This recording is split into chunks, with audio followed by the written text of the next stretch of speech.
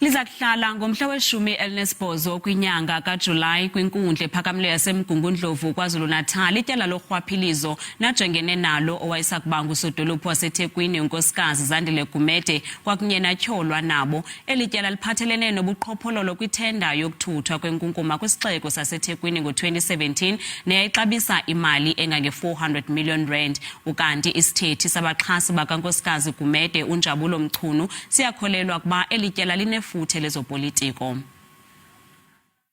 Initially, when this trial began, we said one thing, that we actually not of the view that the hawks should have arrested then investigated later, because that really delays delays justice, and this is what has happened over the years. You know, she has been dragged through courts for the past close to 3 years now, and understanding that Zandile Gumede is an elderly, that is one, but two, she is a leader of the society, and the organization that she is leading is an organization that believes in transparency and accountability. Hence, you will remember that she has been on the step-aside rule for the past close to 3 years now. You see, so it has hindered her in so many things in life that she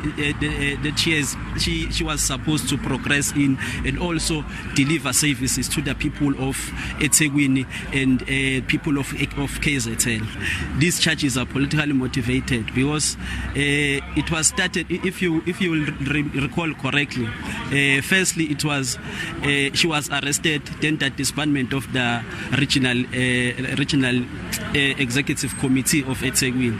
Now close to conference, you know, we have been the conference has been dragging for quite too long now.